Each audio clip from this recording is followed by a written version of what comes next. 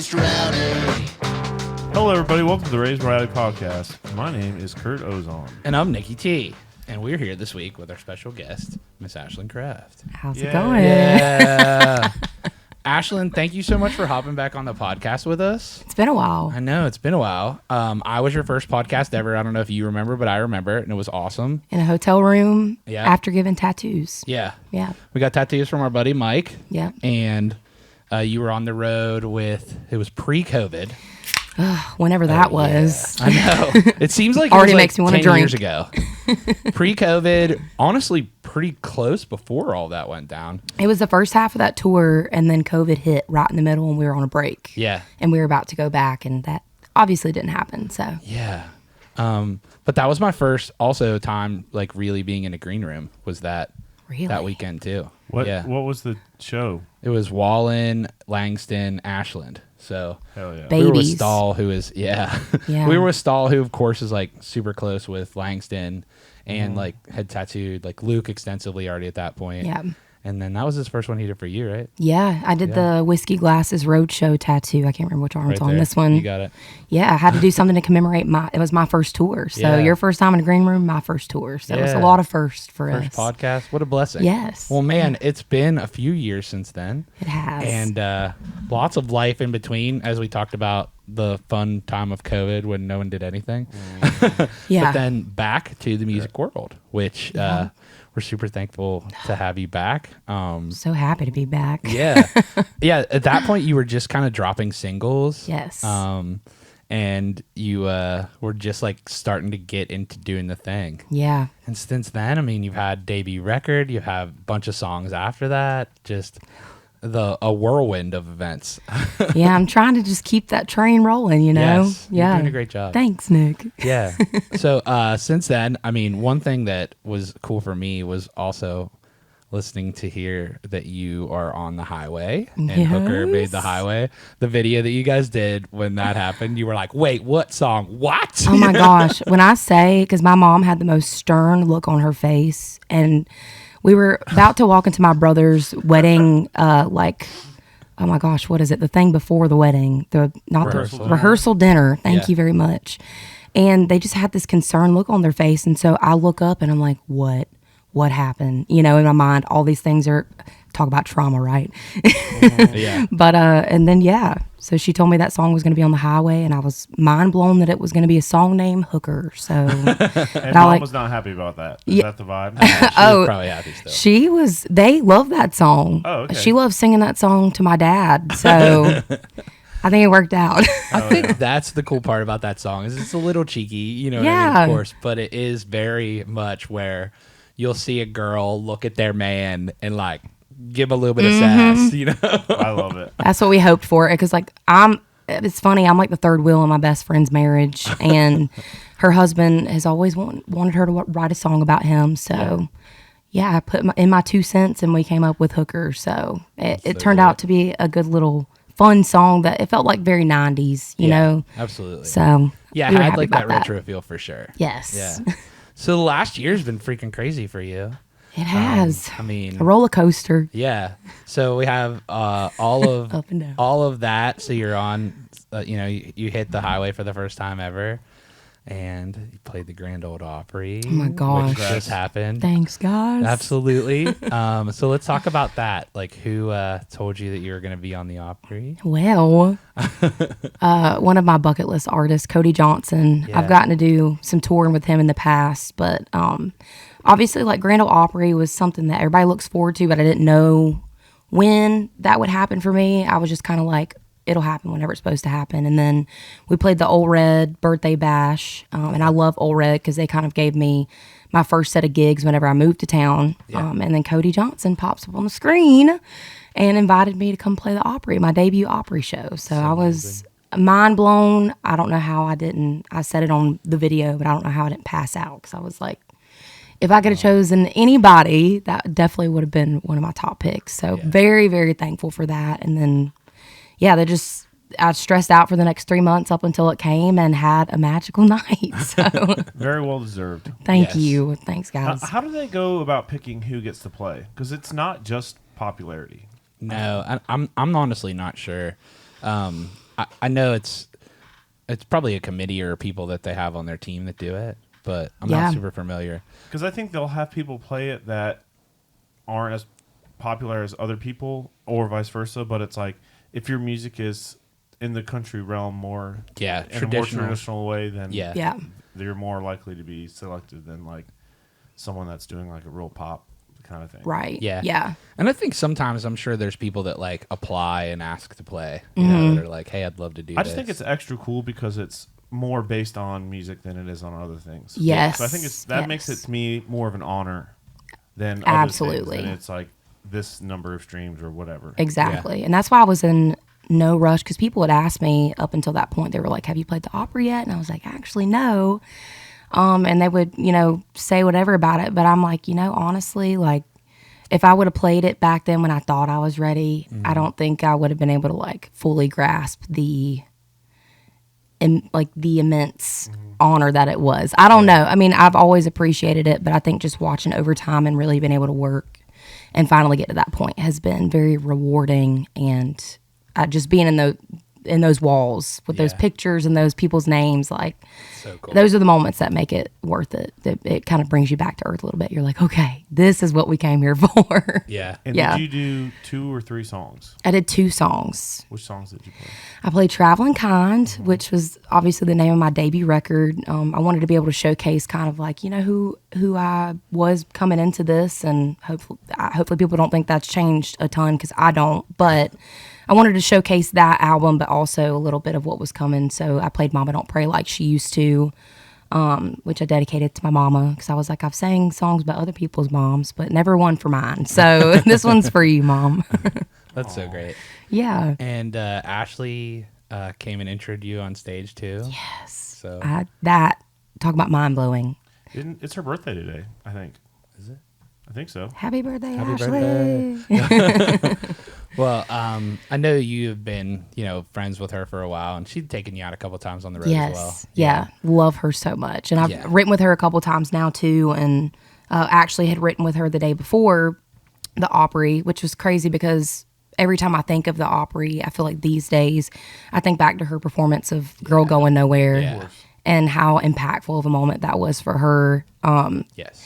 And so after our ride, I'd actually text her. I was like, hey, I actually have an extra ticket if you're, you know, around tomorrow and available to come out. I'm having my Opry debut. And I think she was going in studio or something.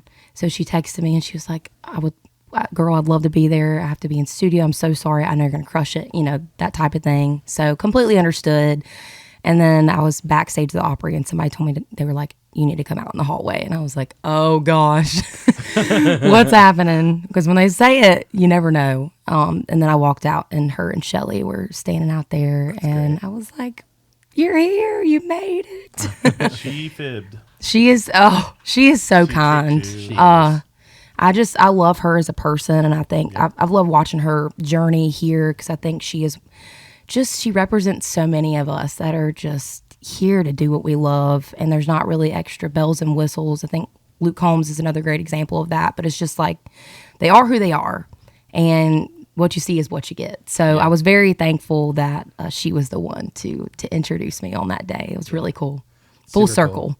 Yeah, when I think of the, like, what I call the badasses in country music in the female sphere, you guys are both in that group of people I always mention every time. So super cool. She lit that path. So yeah. It shows you that that's like there's no right or wrong way to do it. It's your way, and like she's someone that, I mean, you know, had her moment a little bit later in her career, but it's her star is shining just as brightly as anyone's. You know? Yeah, and so many people look up to her too, and you hear just the talk around town about how genuine people are.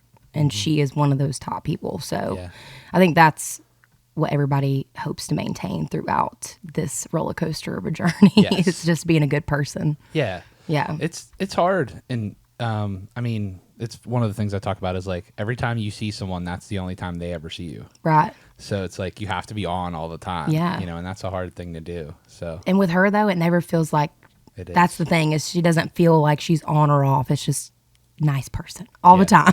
Yeah. Which is really cool. Yeah, exactly. I've known her since the Blue Bar days, and she just hasn't, like Luke, just hasn't changed at all. And it's just a sweetie pie. I love that. Yeah. I feel like they're in it for the right reasons. Yeah. Yes, that's it. Have you? So I know you've been writing for some new stuff as well. Yes. Yeah. So let's talk about the new record deal. Let's do it. So Leo 33. Yes. So the other artists they have, Zach Top, who we're big fans of as well. Yeah, he's and crushing Jenna it. Paulette, Yes. Yeah, who we love as well. And if you look at that lineup and you see like pretty traditional sounding, Yep. Lives in that realm, I think you fit in amazingly in that lineup. Thank you. Absolutely. That's like one of the hopes I feel like is to keep those traditional roots throughout all of this. Yeah. Because I do have a lot of influences, but I do feel like I want to keep country the way I kind of knew it and loved listening to growing up. In a sense, it's somewhere in there. Yeah. So, yeah. Well, it's like, I think it's a mix of that. I mean, if you listen to Zach Top, even though he sounds like 90s country, it's like his version of it, though. Yes. Yeah. And even when he sings, like I got to see his album release show, and even when he sings covers, he kind of makes those his own also. Which is what makes an artist. Exactly. I feel like as opposed to copycatting or, just doing that cover just as good as, let's say, Tennessee Whiskey Chris Stapleton. Like, you can do it just as good, but it's also better to hear it in your own way. rendition and your that's own even a cover that's, shows how good a cover could be. Right. It's like a George Jones song. He changed it. Exactly. Put it in 3 instead of 4 and like. Yep. Made it his own. Yeah. Yeah. It's cool to see that, but it's also like it's an ode to those things where it's like when I saw that Zach Top show, I was kind of blown away by not only how good he was at singing his own songs, but also his versions of those staples, which are 2000s and 90s staples, but some of the stuff was like mid 2000s. Right. It's just that same vibe, and he made it even probably more country the way he sang it. Which you gotta love him for, because I don't know. Cool. I think growing up for me too, YouTube was the big thing. Yeah. For us in like middle and high school, and that's how I found a lot of my favorite artists was from looking up covers of songs and seeing how they kind of made it their own, and you would find people that you really didn't even know about just because they crushed it. Yep. And you want to listen to that version now instead of the original. Yeah. Yeah, it's crazy how that works sometimes. Like in the music industry, we'll hear a demo and we'll get stuck on that, but then sometimes you'll hear a cover and you get stuck on that. Yep. So it's super interesting. But I mean, I think that's part of it is like, what's your take on that thing? Country music as a whole has always done kind of standards, like way more than even now. You've had people that the same artists, 20 artists cut the same song, Right. Yeah. So it was very much like that in the past. So I think that's kind of one of the reasons why covers sometimes, push through as well. There is a history of that in the genre. Yeah. You see so much personality and stylistic choices, so to speak, when people cover other songs. Yeah. So who have you been working with for production? I've been working with 2 fellas, Lee Starr and Jess Gromit. And they're actually, Lee I've known since I've kind of moved here. I was introduced to him by Willie Morrison. And we've got us 3, myself, Lee, and Willie have a bunch of songs that we've written together. And then Jess, I actually met through Willie as well, and my friend Corey. And they had written together, brought me in on a write one time. And then we all just kind of hit it off. And so I think Lee and Jess both have such great ears for production in such different ways. So I felt like it would just be a really cool power group to get us all 3 together to get to work on some songs. And Lee we've been friends for so long that I feel like he knows me really well. And he's also like a no BS kind of person. Yeah. And so I trust that about him. I trust that he's not just feeding me fluff or telling me what I want to hear. He's very just, I think, to the point, and I appreciate that so much about him. Yeah. And Jess is just wild. He can play, both of them are musically very talented, but Jess just has this creative brain that he just loves music in general and always has these cool, unique ideas, shreds the guitar and other instruments. Like, they're both just great, and they're really good people as well. And I was like, how cool would it be to get to come up in this town and in this business with none other than your friends, the people that are working their butts off so hard, just as much as you, if not more, to make a name for themselves. Absolutely. So that's the goal. Yeah. Yeah. And as your star rises, you bring them up with you. Absolutely. Yep. Yeah. Yeah, and I know Lee is someone that you've co-written with. Some of your singles that you've had out have been with him, right? Got a good many. Yeah, I was going to say. So, like, that's someone that, like you said, you trust, but I think that's an important part, too, is knowing that the people that you have your back. Yes. You know? And are going to be honest with you. Yes. Not say, oh, every song sounds great. Like, great, but... Which one sounds best? Right. Yeah. And I don't need you to not hurt my feelings. I think you just want to write the best stuff and make the best decisions, and you find those people that have your best interest at heart. Yeah. And I feel like that just kind of helps the process, you know, that are just good people. Yeah. That work hard. Yeah, I love that. And so when this is dropping, your new single will have been out. So why don't you talk to us about the new single? The next single I'm doing is called Morning Person. Mm-hmm. I released Night Owl in my kind of independent stage. And now Morning Person is next. And I think it'll be my first release. I shouldn't say I think. It'll be my first release on with the new label. Yeah. So very excited about that. That new label has been phenomenal just at sending really cool songs. Like just collaboration has been through the roof, out of this world. The people that make up Leo 33 are just so knowledgeable at what they do, but they also love music and love people. And I think that just shows so well through everything that they do, especially with what they have going on right now with Zach and Jenna, and just watching how they work behind the scenes with the stuff that we're trying to do.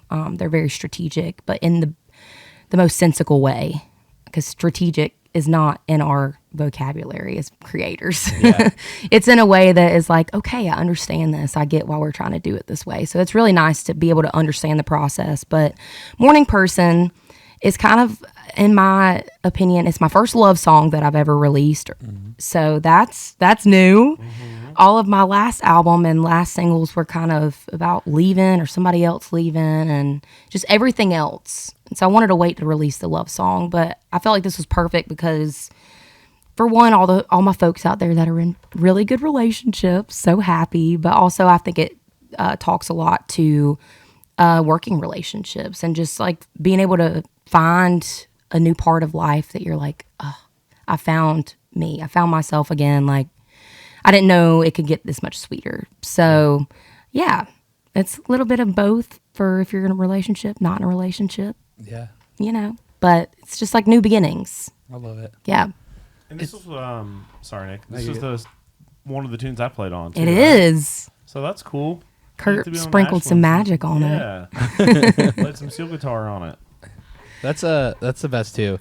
I remember like when we first were having rounds and stuff, and you were playing. Kurt was just like, Ashland's playing. Okay, I'm not missing this one. And I'm like, Kurt's playing. Hell yeah. Am I supposed to be here? Yeah. No, but it's super cool. And I mean, from the time when I moved officially to town, which was not too long after that first podcast, to now, just like getting to watch your journey and. It's a journey. It's a journey. Yeah, it is, but that's part of it, Yeah. If I was I remember when I started Rowdy on the Row with Kurt and we're doing the thing, Charlie was like, okay, where do you go from here? I'm like, well, Luke Combs just played the bar for free, so Eric Church isn't coming next week, so we're going to go down gracefully. You got to start somewhere, though. But that's it. Like, if the world was all up, then you wouldn't appreciate it. You wouldn't. Much, yeah. You have to go through some stuff to make it so that when it does go up, you're like, hell yeah. Absolutely. And I think it's part of learning in life too, because I feel like even the things that happen here in the music world, they happen everywhere. Yeah. It's just in a different shape, Yeah. But I don't know. I think it's all the part of growing up and life is you got to go through the bad stuff to appreciate the good stuff. Mm-hmm. So cliche, but it is so true. It really is. And honestly, it's like, how do you get your headspace from wherever it was to wherever it is and wherever it's going to be? Yeah. Just got to go with the flow. Yeah, exactly. Be ready to take it as it comes. Yeah. Gives you more to write about. Yeah, Amen. Absolutely. And that's the good thing about our career is that if there are days that we just are ready to scream and yell and punch a wall, we can write a song about it that at least even if nobody else hears it, we know that it's there, and it's more therapeutic in a sense. Yeah, it's a good outlet. And I'm not a co-writer, of course. Like I don't write. I don't know how to be, do though. that good, but You would crush it. You would crush Yeah, I I it. think Nick would be a good writer. I think so too. I don't know. I don't know how to melody good, but That's all right. You got Ashland. yeah. Co-writes, baby. Yeah, Co-writes. I'll get the chords and the vibe going. All right. I'll get the melody. You throw us the words. All right. I mean, I probably won't be good at that either, but yeah. Just some trucks and some beers and stuff. Yeah. It's Yeah, that'd be a really good song. just all the buzzwords. Yeah. But it feels like it's one of those things where if you're in a room with people that you care about, or even maybe someone that you're new, you can kind of be vulnerable around them. Yeah. And that's the process, right? Yes. It's almost like therapy every time you do it. Yeah. A little bit. That's the goal. And you do have days where you're in a new room with people you have just written with for the first time. But I think that's what's been amazing about this last year for me is I've gotten to kind of book my rights and really be intentional about who I'm getting in the room with, which I want to write with everybody because I'm the type of person you never know what you're going to get from day to day. So, but it is that during those times in your life where writing with people who really know you, or I mean, just at least know your music or your life, one or the other, they can help kind of steer that ship a little bit better. For sure. On days that you can't really find the words, I guess. Yeah. Yeah. Well, I think that's a cool part of it too is you can tell someone and they know enough of your story already to kind of help point it in the right direction. Yeah. Either I overshare too much or Well, no such thing with your friends, Right? Your closest ones. oh, they hear it all. But that's the best part is just you never know what songs are gonna come out of it, and then what that's gonna lead to down the road. Yeah. So it's all a journey and a process, and you just gotta embrace it and take it as it comes at you, good and bad. So, sorry if you said this already, but so when is Morning Person coming? It's already dropped, so we're working on that. Okay. Yeah. Congrats on the release. August, is it August 1st? We're gonna have to cut this up. What? 22. It's already out. They don't have a firm date. So they're It'll be waiting August. to confirm the date. Yeah. Gotcha. Yep. So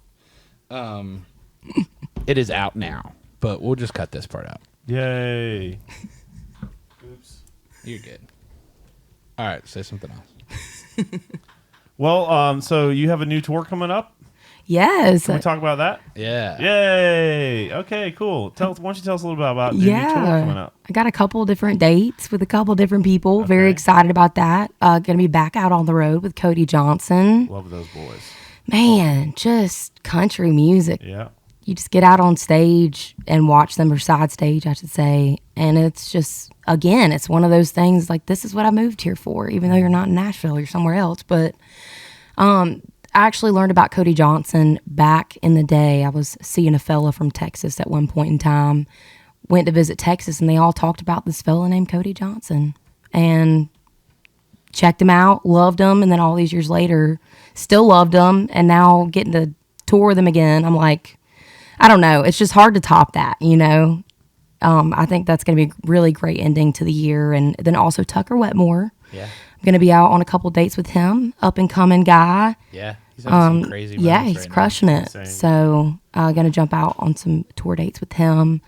I think in Ohio, a couple other places, just all over. So very excited about that. Rick's in Mississippi. Starkville? Yep. Yeah. Been there. Stayed at the Red Roof Inn down near there one time. We went to that venue and man, just the stuff on the wall is crazy, and like you kind of see like the music that he loves. Yeah. Because you see all the bands that he's had played, like the Texas leaning stuff, the more traditional stuff. The stuff we love. Yeah, and then also the bathrooms there are unforgettable. At least the boys' bathroom. It's just like troughs. It just makes you feel like you're back. Oh, yeah. It's Love a good it's pure trough. chaos. Yeah. Yeah. That's the kind of joints I love, though. I know, me too. Oh, they don't have that here in Nashville. The Rusty Nail, not too far down the road here. Okay. True. Has for the boys' bathroom, it is the bottom of like a plastic shower that you pee in. Love that. Yep. Love It's that for y'all. It's very on brand, you know. Curious what the girls' bathroom looks like now. I imagine it's just one stall. Yeah, I would imagine that's what you're getting. I love it.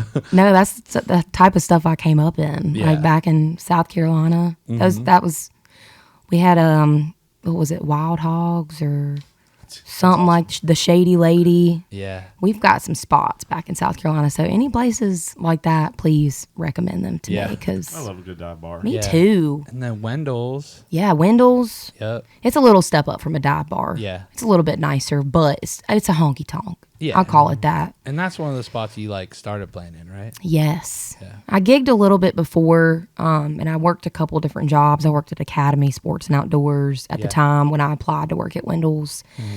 And there was this website, I can't remember what it's called now, but it's something where you could find band members. Yeah. And I posted on there. And some lady called me one day while I was working at Academy, and she was like, "Hey, we have some auditions for our house band." And I asked my manager, and he was like, "Well, if you go, like, you'll get fired. But honestly, if I were you, like, I would just go do it." And so I quit that night, and I went and did it. And oh, your manager at the sports place? Yeah, at the Academy. Yeah. He was like, "Well, this will happen, but if I were you, go for it." Yeah, you can get another job like Academy. Yeah. So basically, I can't ever get hired at Academy again, I don't think. But I think you'll be all right. yeah, all in the name of music. But yeah, Wendell's was the spot, and I think that's why I have such high expectations for honky tonks. Yeah, like that's what I always look for, and it is hard to find that around here. So Rusty Nail, yeah, good to know. It's have you played at Cahoots at all? I don't think so. So I've heard of it. It's like a little bit north of the city, and it's they'll do like DJs and like line dancing and stuff there. Okay. But it definitely has the like honky tonk feel too. Yeah. Yeah, it's like a slightly ratchet honky tonk. I love that. Yeah. But that's one of the reasons we love Losers is just like Losers is just like a crappy honky tonk. I do Just love in Nashville, Losers. you know. Also, Nashville Palace it's not crappy, but it's got the line dancing and the honky tonk feel. So yeah, I would say crappy in a bad way. Yes, I say that in the like best. I love it. That's like the highest honor. Yes, in dive bar terms. Yeah, exactly.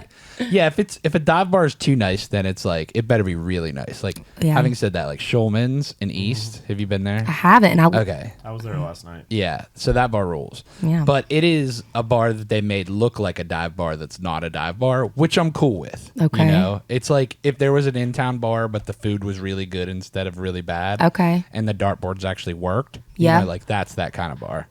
I There's like a that. smoking section, but it's like outside and it's basically inside. Just flows this kind of spot. inside. Yeah, we'll have to take Ashland there sometime. It's all about the personalities for me. Same. That's what I want to do. Is I want to go have a beer and people watch. Yeah, people watch, but also like be able to talk to my friends. Right. Yeah, that's what I like. I'm like, there's times where I'm going to a bar to meet new people, but the majority of the times I'm going to the bar to hang out with the people that I'm going to the bar with. Right. And line dance. Yeah, In my occasion. Yeah. That was always our fun every weekend. So Yeah. it's like as long as there's dancing and cheap beer. Yeah. Which that's the other main thing is at a good dive bar you can get a pitcher for $2, $3. Yeah. In some places from where I'm from, $3 pitcher. Mm-hmm. That's like when I God first bless. moved to town. I went to Red Door and I ordered a beer, and they were like $2. And I was like, I was living in Boston beforehand. I was like, Are you sure? I'm moving here. And I'm like, yep. Now they are not $2 anymore. And I used More to like $7, when I but- used to play on Broadway, I would go to what's that trailer park bar? Paradise Park. Paradise Park. Oh, thing. yeah. And I would, we'd make $40 or $50 over 4 hours, and then I would just put it all back in the Natty Light pitchers. There you go. Natty Light pictures, baby. Yeah. Yeah. Dive bars are like, I'm convinced, what prepared me for this town. Yeah. I don't know. It's just there's such a great spot too, and I think that's what I miss too is local places that people can actually play. Yeah. Dive bar wise, like Yeah. I don't know. It just builds character. It really does. It's like it's a tough crowd to appease, so Yeah. it really teaches you how to work the room, so to speak. Yes, it does. Yeah. That's one of the things too is like if you're playing a bar where there is usually loud cover music and it's not cover music, you have to take the crowd. Yeah. But you have to know how to do that, and you're not going to know the first time you hit a stage. You know? Right. You learn how Just to feel build that it. crowd. And then you take that into, okay, this is how I take the crowd when I'm at a crowd who people are here to see the headliner. Right. You know, so like that relates in my head directly to opening slots. Exactly. You know? Yeah. And then once you get to where it's your show, then you know you got all those people in the palm of your hand and you just take them for a journey. Oh yeah, that's the know? goal. That's what Yeah. I'm excited about is really working on playing like headlining shows and It's funny because before I moved to Nashville, like that's all we were doing. We were traveling, my band and myself, we were traveling all over. My drummer was booking us at the time, and we were driving all over playing 1.5, 2 hour headlining shows for people that didn't even really know us. When it was cover songs and originals, but so now it's funny to move to town and kind of work back in that opening slot, but it's fun. I don't know. It really kind of makes you work for it even more again. You're like, all right, like you said, they're here to see so-and-so, but it'd be really cool if they could leave Ashland Craft fans too. Mm-hmm. So, yeah. Yep. Like, I remember watching your show when you opened for Hardy at, I think it was the Cannery. Yeah. That was before I moved to town. Yeah. But kind of right before COVID, I guess. Like, it was after we had the podcast with you, but before actually COVID. We were down here for my buddy John and Jenny's wedding. And it was that weekend, so we rolled our whole crew to that. Yeah, I think that was one of the last shows like we had played before all that. It was like February. Ugh. But before like the year and a half of Abyss. You know? Yeah. But it was super cool watching you hit stage with that too. And Heather and Brandy were there, and they, of course, always have loved you so much. I love them. So it was great to get to experience that show with them. And I mean, you crushed that too. So it's Thank just, you. Of course, and that's just the thing is like, okay, how can you take that crowd and make them yours? Yes. Or make a chunk of them yours. Yeah. You know? And when you're doing sets, like when you're figuring out what to play, do you factor in like who you're opening for? Is like when you're designing it, or are you guys doing the same set either way? I like to factor in, I think, and I really like this question because I don't really ever get to talk about like set formation, but I mean, a lot of it right now is we're playing festivals and opening slots. So I think the goal is always to be as high energy as possible. Yeah. So it's not like it like sways my set list, but I do like to try to build around the mood that's coming up, if that makes sense. Yeah, absolutely. So it is kind of fun to get to do that. But it really only kind of happens for like when I'm opening for somebody like headlining wise, but festivals we're just like balls to the walls. Yeah. Just trying to get all the high energy out there, because I just think that's what festivals are about. It's really hard to put a slow song in there, and maybe it's not, and I overthink that, but for me, I'm just so used to like I want to be pouring sweat by the time I get off the stage. So again, working in a honky tonk, that's just kind of what I'm used to, because everybody was line dancing and you had to give people music to dance to all the time. Yeah. So it's a little bit of everything. The headliners influence that. My mood influenced the set list. I'm like, what are we feeling today? So, set list making is fun for me. Yeah. I'm excited to incorporate new stuff. Sorry. Like, depending on like who we were opening for, it was like if we're opening for Brantley, it's like you might rock the setup a little bit more. But it's like opening for Darius, it's like maybe it's like a little more lighthearted, fun party vibe. Exactly. You know? Yeah. So with Kojo, it'll probably be like, let's keep it country. Yep. And then, with Tucker, it might be more of like the party vibe. You never know. Yeah. A little bit more of loose. I'll maybe get to try some songs that, I don't know.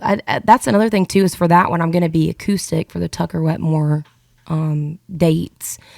And I love being acoustic as well, because you get to try out new stuff that you've not let anybody hear. You just get to try out stuff in general and get a general vibe for how they accept that song. Mm-hmm. And so before you moving on to like a full band set, you're like, well, this song did or didn't go exactly how I planned. Yeah. In the acoustic, like everybody went and got their beers as opposed to listening. Mm-hmm. So maybe we won't put that in the full band set. But I don't know. It's just a fun experimenting time, and it also just takes me back to the days sitting on my bed playing, like just learning my acoustic guitar, posting videos on YouTube. It's fun to keep it mixed up throughout the year. Yeah, absolutely. Doesn't get stale. Are those videos still on YouTube? You know, I think people in the past tried to hide them, but I was like, I'm going to put them back up. So yes, some of them are still there, but you will see me cover everything from Brantley Gilbert to One Direction to Sleeping with Sirens, who nobody knows who that is. You will find a lot of my past influences on YouTube from my bed series. Yeah. I think that's cool though. I mean, in my head, it's like, it has to start somewhere. Yeah. And if it looks like it didn't start anywhere and it just popped up at the moment, then it looks like it's fake. Yeah. You know, like you need the backstory of how you got where you were going, so that you can kind of flow through that to where you're gonna keep going too. Right. You know? Yeah. And that was the start of it, because that, like I said, that was when I just learned to play guitar, and I had no general sense of direction for what music even was. I just liked music, so I was just playing to play. And yeah, I don't know, those were just the innocent days. I miss those days of just posting the covers. And that was the first time I'd actually kind of had some traction on YouTube. Country Rebel, I believe it was. I was 17, I believe. I'd posted a cover of Burning It Down by Jason Aldean, and they had reposted it. And at the time, that was the kind of thing that was just popping off, was they were just sharing a lot of random artists. And that was the first time anybody had ever saw my name. So I just kept doing it, and here we are all these years later. So it's crazy. Yeah. 10 years? I mean, probably. Yeah. Yeah, I guess so, because I was about 16, 17 then. I'm 28 now. So, yeah. Crazy. 10 years of bed singing and running around in a Yukon. Well, I think that's part of it too, is there's no right or wrong way for anyone to get to anywhere. Right. But you put in the reps, like you were doing those full band shows, before things were really like popping off. Yeah. And, you knew how to make your voice stretch that long. Yeah. That's specifically with a vocal, that's a hard thing to do, really figure out how to make it last a 2-hour set. Which before you're going to headline shows, even smaller shows, you better have it make it 90 minutes. And the only thing that helps with that is being on the road and getting those reps in. Because, I mean, it is hard, especially with a raspy voice naturally, and me singing a little bit like more, I don't want to say in-your-face songs, but just singing a little bit more powerful, so to speak. It really, you have to learn how to control that in order to not lose your voice halfway through the set. So it just comes with practice and discipline in the bars, not drinking, all that stuff as well. So that's the hard part too, is like everybody thinks that you're just living like a rock star, and some people do. If you do, then your show probably eventually is gonna show that. Yeah. Suffer, yeah. It gets hard on the road, and instead of being tip-top enjoyable shape vocally, exactly, and then you're pushing through instead of enjoying your time on stage. Yes, we can get your head in a weird spot where you feel like anxious to do it as opposed to like happy that you're doing it. And that's the whole goal of this for me anyways, is longevity. I didn't want to jump in here, make a quick buck, and then leave. I think for me this is a lifestyle. It's not just like a job, so trying to make that last as long as possible is really important. So I guess it's probably a good thing that they took smoking out of bars for that reason, but I remember back in the day, because I'm old, so I remember back in the day when every time you went to a bar, you came home and you had to like take your clothes off at the door and immediately wash them or put them in. If you didn't have any laundry, you'd put them in like a trash bag because everything smelled like smoke. Oh yeah, Wendell's was like that. When I started working there, they smoked inside. I thought it was the coolest thing ever. And you're on stage and you just see this like wall of smoke just like floating, and then you leave and your hair and your clothes, everything smells like it. But then you're used to it by that point. And then they took it away. So it's an interesting thing seeing those honky tonks and kind of how they've kept their thing, but also like you can't smoke inside and serve food anymore. Cater to the people. It's an interesting thing. Unless you go to Shulman's. Shulman. Best of both worlds. Y'all done talked me into it now. We're gonna go smoke cigarettes. Well, maybe cigars. We have I think it's just called cheeseburger there. They just have like one cheeseburger, and it's just cheeseburger, and it's so freaking good. Well, when you have one thing on the menu. Well, they have other stuff too. Oh, okay. Only fries, one cheeseburger, chicken sandwich, cheeseburger. I love that simplicity. And the drink, and they only have like 3 cocktails you can order. And it's like beers. Yeah. I appreciate that. It's a cool spot. Takes all the complication out. It's like, I want this beer. And then there's, it's a good spot. But their cheeseburger, I was like, I'll have that cheeseburger. And then I had it and I was like, oh my gosh, this is like the best cheeseburger. This is the cheeseburger. They weren't wrong. It's the cheeseburger. Person never had it because he doesn't like meat. But that's I all eat right. extra just for him, Thank you, man. I give him my fries, They do have good fries. But, Lord. What is some advice that you would give to an artist? Because you moved here, gosh, I mean, it was starting to flow. Yeah. But what is some advice that you would give to like a younger artist that would kind of be in the same time frame that you were coming up, like in today's times? I feel like it kind of goes back to what we were talking about how you can do a cover just like somebody, or you can do it like you would do it. I think my biggest piece of advice is coming in wholeheartedly as yourself. Yeah. Not trying to chase what is popular at the time or what's working for somebody else, because it's working for them and that's them. But I think in order to achieve that for yourself, being the fullest version of yourself is the only way that's going to happen. So I think whether that's writing songs, your branding, whatever you want to call it, whatever that is, I think not trying to be anybody else. I feel like that's such, again, cliche advice, but you do kind of see the ebb and flow of like what becomes popular, and then everybody tries to start doing that thing. Yeah. And it's like, well, somebody's already covered that. Like, we got that. I want to see what you can bring that's new to the table, and I'm speaking myself also. Yeah. But I don't know, just originality, individuality. I think that is really special, makes you stand out without even trying, and gets your most genuine songs written. Yeah. Well, how about talk about that too? Like, what's some things that in the songwriting world that you've figured out over these last couple of years? I don't know if I've really figured out much. I feel it's still a learning process for me. Yeah. I think just standing firm on things I would and wouldn't say, and how I would or wouldn't say them. Sometimes I'll try to like fight for a line that maybe is said a little bit more country, or like it's not really like technically right grammatically, but it's still like the way you would say something. And I think, again, that plays into your originality, like sayings that maybe are only a thing where you're from, but incorporating that into your own writing, I think that brings new material. More conversational writing. Yes. Yeah. And I think keeping the people close that do know you, or just like forward thinking.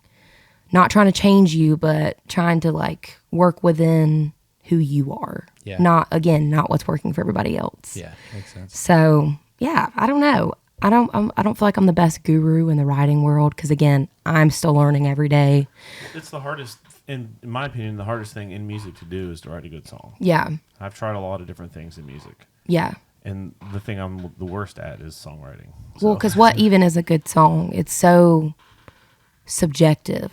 Or is that the word I'm looking for? Yeah. Exactly. It's very dependent on who's listening to the song, and I think that's the other thing with writing is I've been told like, we need you to write a hit, and I'm like, okay, so what's a hit?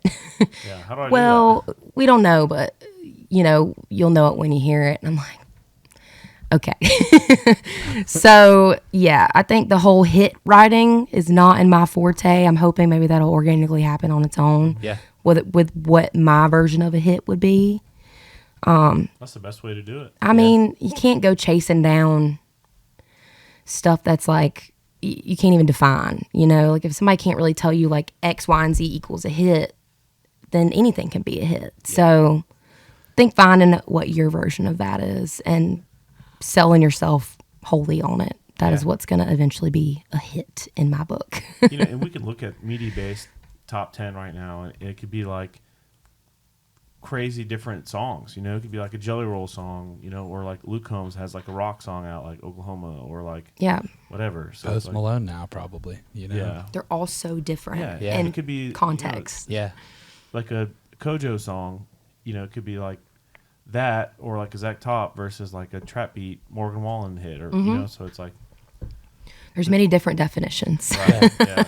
Well, and that's one of the things that I think is the coolest about the genre expanding is that there are bigger lanes for every track. Yeah. You know what I mean? So the stuff that's extremely poppy, of course, is working right now. You're seeing it.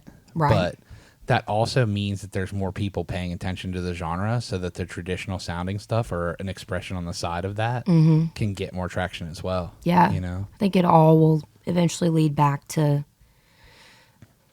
a good place. Like, Yeah. I don't know. It can't really hurt to have more ears on country music these days. And like you said, there's so many different types. I feel like there's a kind for everybody. So, yeah. Yeah, I mean, I like a lot of music, but the traditional sounding stuff's probably the closest to my heart. Right. You know, like the Americana side, the traditional sounding stuff. But I tell you what, that Big X to Plug Shabuzi song, I really like it. I love that song. I love it. The newest one? Yeah. Drink Don't Need No Mix. Oh, I hadn't heard that one. Oh, God, it's so good. Oh, man. I'm such a grandma. I'm really bad at brushing up on new stuff. So I feel like a lot of artists are kind of that way sometimes, where it's like they are purposeful with not listening to everything that's new all the time. Yeah. Specifically in genre. Yes. Yeah. Because in genre, it can get in your head, like you're talking about making sure it's your own thing. If you're listening to too much of other genres, sometimes you're like, is this my own thing? It'll get stuck in there. And I think that's a hard part about being in this town too, is just some people don't realize it, but you could play something, somebody could hear it, think it's catchy, and then 2 weeks later they're writing the same song, not even realizing it. Yeah. And so I think that's what I try to avoid. Yep. Because I mean, it's great that the song is catchy, but it's like I don't want to rip nobody off either. Yeah. And I want it to be organic to me. So I'm listening to 90s and early 2000s and 80s, and I mean, I still listen to everything, but it is hard. Because you want like a pure mind, so to speak, when you go in to write a song. Yeah. Which is impossible, but... Right. Well, it's all cycles. So if you're listening to stuff from the 70s and 80s, that's going to leak into your music. You know? But I feel like you doing your take of that is an easier thing to figure out than doing your take of whatever would happening in the center stream of country music right now. Right. Because in the 8 months it takes you to get it out, that center stream can change. It can be something completely different. Yeah. Just like right now, I feel like it's very acoustic driven, which is cool because I didn't really ever think I'd see that day. I don't know. It's always a mix. It's always ever changing. So that's why you just gotta be yourself. Yeah. And not worry about it. Yeah. It's not, because I think if you're here for the right reasons, it's not about. There is a part of you that hopes to one day achieve that moment, but I think it's about the bigger picture and like one, being happy with what you're doing at the end of the day and the music that you're writing. And waking up wanting to do it, and not turning into a job. And I think that's the one thing when and if you move here, you don't want to let it do to you. You know, you want it to be still innocent and fun in a sense. Yeah, because it'll get you sometimes. Oh yeah, and I've even on the business side. I mean, I've definitely experienced that too. Yeah, you know, like. We are doing way more writers' rounds and events than I ever thought that we would do, but that's what we're having to do to pay the bills. Yeah. You know, it's just like if you were going out and playing cover gigs when you wanted to be playing all original music, you know? Yeah. It's just kind of how it works, you know? Also, I've noticed we're talking about like playing just to play, kind of stuff like that. I've kind of gotten back into that in the last few months. And it's just been really refreshing just to sit in a room and just play guitar for hours. Yep. And I've been doing that a lot. It kind of reminded me of like being in high school. Like, I wonder what it would sound like if I did this, or, you know, Googling Limp Bizkit tabs or something. Right, yeah. And I've got that itch again where I just like, I'm not doing anything else. I'm just sitting in a room. And it's all because I got this little practice amp. And I can bring it with me everywhere. And it sounds good. So this little Yamaha amp. And I've just been like playing to play again. That's the best part, is like finding that curiosity again with music. And absolutely. I don't know. It's just something I hope to never lose, because at that point it's like, what are we doing this for? Yeah. You know? Well, I still got it. I just found out. So it didn't leave you. No, and I agree too. I'm hoping to. I've been going back and forth with some of my band members, just hopefully, just wanting to get together, like write and mess around playing music just for the heck of it. You know, no other reason besides that. Party or something. I'm down. Just have guitars and I'll bring my dobro over. A good old fashioned bonfire. Yeah. I mean, I have that firewood that I have to get rid of before January. You know, I know. We can take care of that, Nicky T. we can have some of that fun Michigan stuff I brought home. I'm ready. Take me to the sticks. Yeah. Let's do it. All right, we got a party planned. It sounds like. Yeah, and you're all invited. Well, maybe not. But, might be a couple. I'm only allowed to have more. 5 people in my house. You know. But so it's cool hearing about the road life, and you've been kind of heavy on festivals, like since I've known you at least. Yeah. So, lots of festival dates. I think your show fits in almost any country festival, right? Like I think it fits on like both sides. Like you could play an extremely traditional sounding festival, or you could play a festival that has a lot of the stuff that you're hearing on Top 40 right now. For sure. And I think you fit in both of that. And I think that's one of the reasons why you can kind of be on almost any festival lineup that someone's putting out. That's what I hope for. Because again, my influence range is so wide, but at the core of it is that traditional country music. Like that is what I came from, know and love. Everything else is just like also what I love, but I'm country girl through and through from South Carolina. So like, I think that is the goal again, is just to keep it all rooted there, but still have fun exploring and incorporating the other stuff that you love as well. So yeah, I also love like the Americana festivals, and I'm kind of wondering if maybe I can try out some of those, see how it goes. I don't know. I love that music as well. It feels very organic in live band, and I think that's always the goal for us, is for it to sound as not automated as possible. So well, that's one of the cool things too. Like we were at Tailgate and Tallboys, so we just got back this weekend from Michigan, but we were up there in Bloomington, and Ben Chapman played the main stage.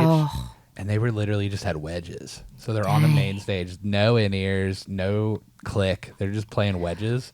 And it was crazy. I bet they crushed that. They did. They were great. And it's super fun because that's a different show. It's you hear it changing. You know, you hear the pace of the song picking up in the middle of it sometimes. So it's old school. Yeah, old school. It's interesting sounding. You know, as a fan of music, it's cool to hear that stuff kind of happen, because being at these festivals, it's not the commonest thing. You know, a lot of these people are having tracks or at least like the sets will sound like, if we hear someone 3 times in a summer, it'll sound pretty much the same every time. So it's interesting to hear the folks where it sounds a little bit different. Yeah. It's like you want it to sound great live, but if it sounds too good, then you're like, what's going on? Yeah. So. Well, and for me, the first time I see it, I might not notice that. But like if we're at 8 festivals and I see the same act 3 times, I'm like, oh yeah, this is different. Yeah. Or, oh yeah, like they're crazy on it tonight. You know. Yeah. It's interesting to see.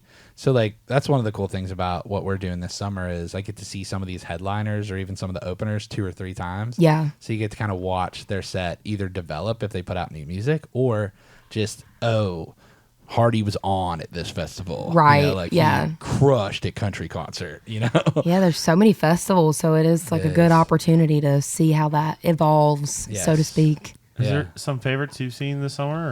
Or? Man, getting to watch Bailey headline shows, specifically this early in his career, headlining festival dates is nuts. And his stage show is so crazy. That's another thing that I've kind of started to notice. I feel like Warner's production is like very different than other labels.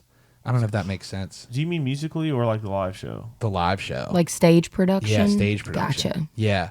So where Dan and Shay and Bailey's like production is like almost like movie like. It seems maybe over the top compared to some other labels. I don't know if that's just some of the bands that I've seen from that or but it seems like.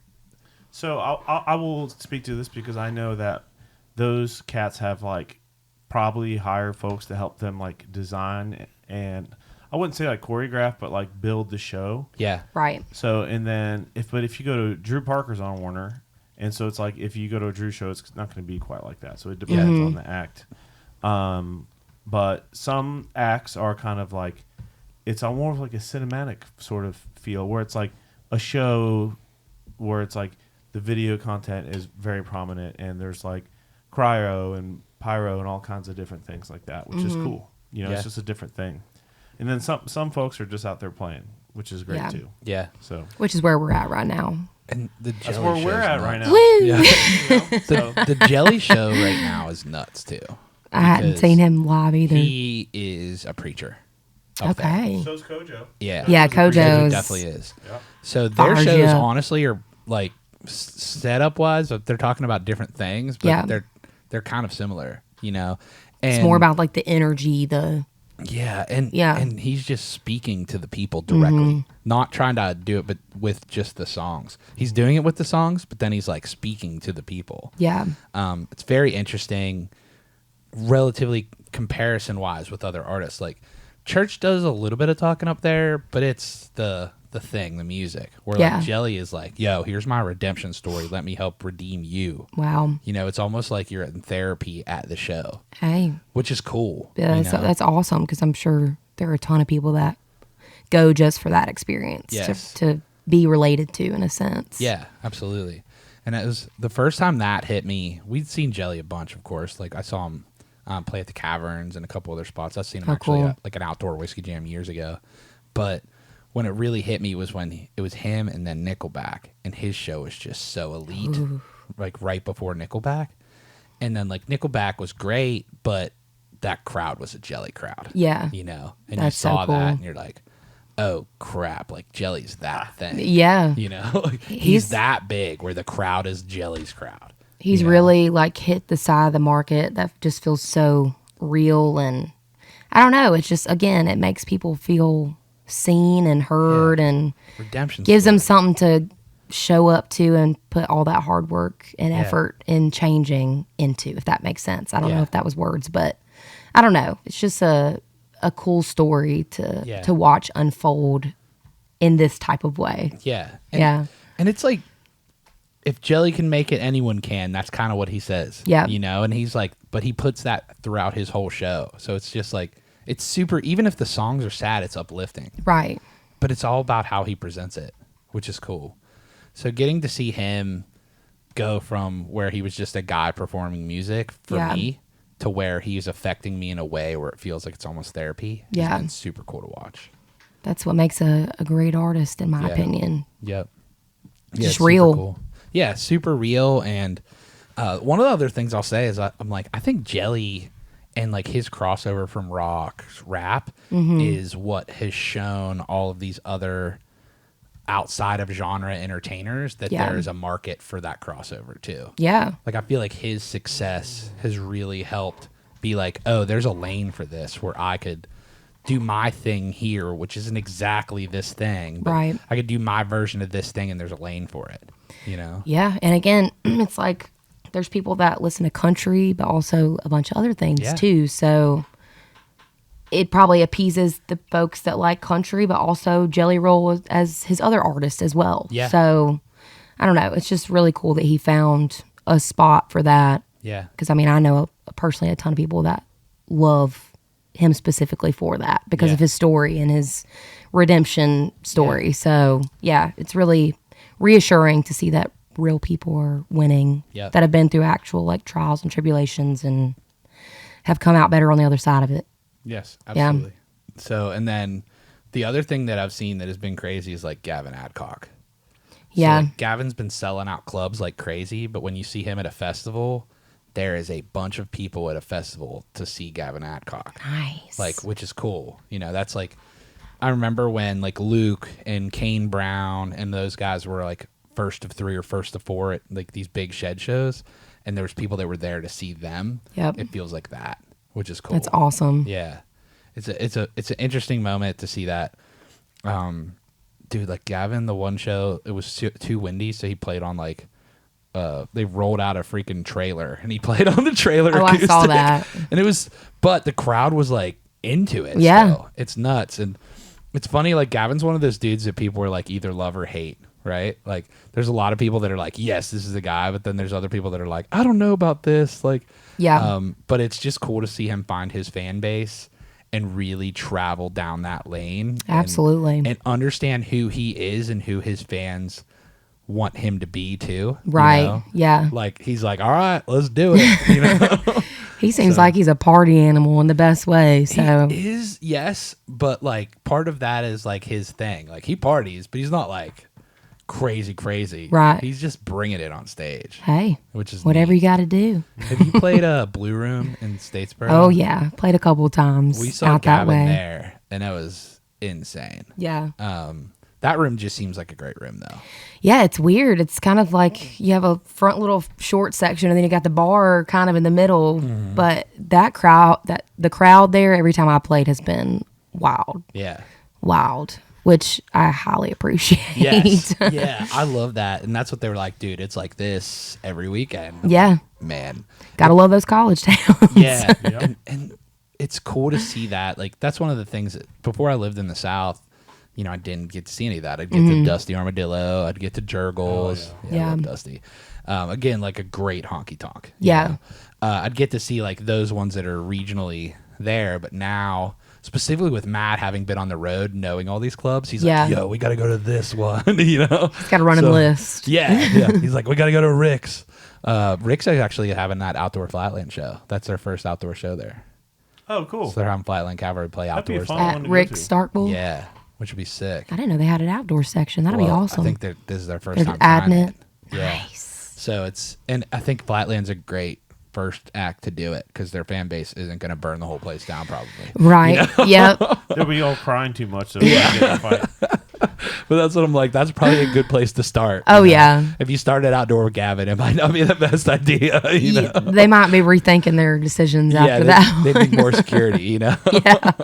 But it's cool to see that and seeing those cool venues start to, you know, adapt a little bit too. Yeah. You know, like there's so many festivals like we talked about, but one of those other things that could make a festival work is, okay, when an artist got at a club level to be such a big act, you couldn't book them anymore. So Yeah. you lose them forever, kind of. Right? So weird. So this is kind of expanding that. If you can have that like outdoor show where you can get 2 to 3 times as many people, maybe you can book them 1 or 2 more times. Right. You know? It's worth it I never want to stop playing clubs. I'm Yeah, like, clubs are my favorite. So Yeah. Well, that's like I remember Kurt, like we were talking about when they were in stadiums and he's like, man, I miss the little like club shows here and there, you know, just that feeling. But then you guys, when you were overseas, got to play some clubs in Europe. Yeah. Which was how was that? I mean, in Paris, we played a 1,200 cap spot. Wow. So it was just like, it felt like the old days, but with a bunch more hits. Yeah. People knew a lot more songs. Yeah, there was like AC was probably on, but not enough. It was just sweltering, and we just rocked it. It can't be perfect. So, That's what makes it the best. Yeah. Yeah, nothing works exactly right. That's kind of how these festivals are for us. Like being at these festivals, every time we're like stressed out about something different. Yeah. Or, you know, like so Weather. you're talking about saving your voice. Matt's been emceeing these Tailgating Tall Boys. So he's trying to figure out, okay, he doesn't have in-ears. Yeah. It's just there's no monitors, so he doesn't know how he sounds. You know, when he's on the catwalk and everybody else has in-ears, there's no monitors there for him to hear what he sounds like.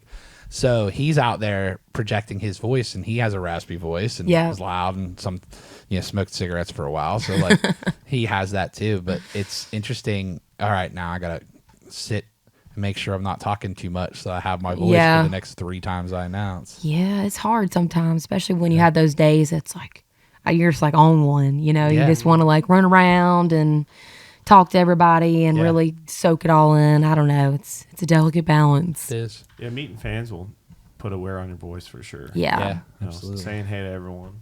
Yep. But you love it. Yeah. It's so hard. What is any other things that you have going on in the world that you want to talk about? I mean, we hit on most of the music stuff. Yeah, I mean, we're just in the process of making another record. I can't wait. Very excited about that. It's been a long time coming. I'm trying not to get too in my head about that whole selection process because Traveling Kind just happened so just naturally, I guess, because we had written a lot of the songs and then I wrote Traveling Kind with Eric Dillon. And it was just that day that I knew that, okay, this is the song that's going to define my first record. Like, this is the name of the record. So I think my top priority is just, I mean, people on social media have been so patient and so kind about being patient, waiting for another album and just more music. I'm not like the most active on social media, but I am doing a lot behind the scenes, and I'm just hoping that really pays off in the long run, just because it's a lot of music that I really love. And again, just being able to work with a team that cares and wants you to be happy with what's going on there. Yeah. That is such a huge blessing for me at this point in my life. I'm just so happy to be there. So I'm just like trying to make the best of it and just trying to enjoy it too. I think we've got great musicians recording on this record. And and I mean, just so great at what they do and love music. And you can just tell that through everything that's played. So I'm excited that we're just doing it different. We're doing it how we feel like we want to do it, and it's a good feeling. I don't know. It takes you back to the older days of not having as much pressure and rules, I guess. Yeah. So. Listen, I see the smiles on your face. Yeah. I'm super happy for them. So. They're nervous, but also happy smiles. Well, nervous is good, though, because that means you're going to make sure you do everything you can to make it work. Yeah, I'm just happy to have this feeling again because I didn't know when that was going to be. I was just kind of floating through the past, not floating through, but just, I don't know, trying to find the meaning in a sense over the past year of, I'm like, you look at yourself, you're like, okay, what is it that you're here for? And it all goes back to just making really good music that you feel like you relate to, other people relates to, and you enjoy listening to it after it's done. Yeah. And you're going to enjoy playing it out every night. So that's the goal, and that's really what we're trying to bring it back to the basics a little bit. So I'm just thankful that it can be like that. Well, we love it. I've been a fan since first heard you. I think I met you right before you moved to town, actually. You were in town for like a CRS. We go way back, Nick. Yeah. So just getting to watch your journey and just listen to the amazing songs come out. I can't wait for even more. Thanks. You're going to make me blush. Thank y'all for literally just from day one constantly supporting the music and having me on rounds and playing on my stuff. Like, I didn't know what to expect when I moved here, but to find y'all has just made me feel more at home and feel all the support. So thank y'all for doing that, not only for me, but for other up-and-coming artists as well, because there's not a ton of that going on these days. So we're grateful that it's genuine and real, no BS, like I was saying earlier. Yeah. Well, we love you, and we're super thankful to have you, to know you and to get to listen to your music. I love you guys. You too. So much. All right. Well, now you said you don't get on the socials that much, but you got to tell us where they can follow you on socials if they haven't. I get on there. I know. I do every now and it goes in spurts. Anywhere on social media, you can find me at Ashland Craft and on TikTok as well, trying to get that going even more. But I think that's Ashland Craft Music or Ashland Craft. So you should be able to find me on there. And I'll be popping in with random thoughts every now and then. That's the best part, actually. Yeah, just very random. No, but I'm gonna start posting a lot more about all the new music coming up and shows and what everybody can be looking forward to. So I'm excited. Well, we're excited, and we're super excited that you're excited. You see this smile? Yeah. Well, thanks for hopping on with us and coming out here to the Old Hickory or wherever we're at. This is the spot. Yeah, it's fun in here. It's been a blessing. With my Raised Rowdy cup. Yeah. That I got gifted. Yes. Thank you, Orca. Yep. Thank you, Yeah, Orca. thanks, Orca. Yeah. Keep my drink going. They're like, we're going to make you guys cups. I was like, sick. And they're like, no, we're making you a bunch so you can give them to artists. I'm like, yeah. I'm obsessed. Even better. But Orca. Like I said, thanks for taking the time to be with us and just always for being you.